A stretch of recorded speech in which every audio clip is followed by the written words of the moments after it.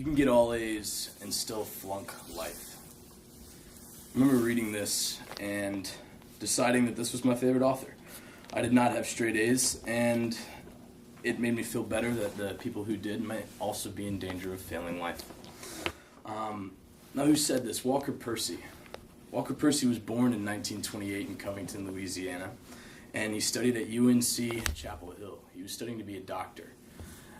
He went on to study at Columbia University and received his medical degree, but had to leave the medical career field after a bad bout of tuberculosis. Now, why do I care about him? Why am I here today at his memorial service? I'm here today because he changed the way I thought. Walker Percy was admirable because he pointed to the human condition of malaise. He said malaise, which is not a common word. It's associated closely with ennui, a feeling of longing, feeling of eternal disappointment, something that you can't fix. And this is, I think, a feeling that we all have at some point in our life. When we're teenagers, we call it angst. But it matures and it grows. And as humans, we still have to deal with these feelings of disappointment. Now, while Walker Percy never really gives us an answer how to make these feelings go away, he does offer a few ways to deal with them. He believed that solving the problem of malaise required the attainment of certain values. The first of which are kind of a two-in-one deal: honesty and reflection. In our disappointment in life and malaise, it is important to see the difference in what we do versus who we are. This is probably best evidenced in his novel, Love in the Ruins, which was published in 1971. And it's about a doctor named Thomas More who invents a device called the ontological lapsometer.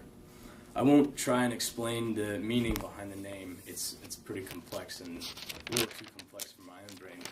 But the point is, the machine is able to help people root out their underlying feelings of disappointment, and they're able to achieve just basic levels of satisfaction and content.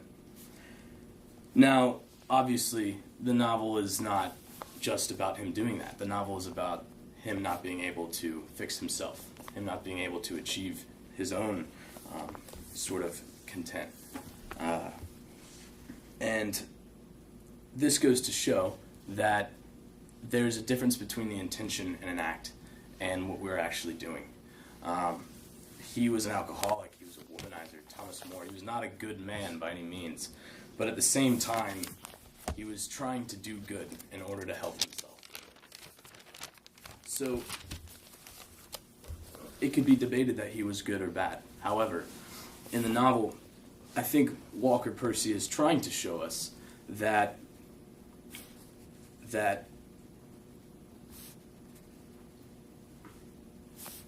we have to look at ourselves in the context of the larger whole.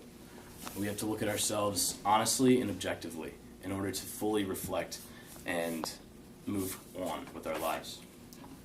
The second quality that I think Walker Percy greatly stresses is that of humility. He's quoted saying that humans are in a constant state of disappointment.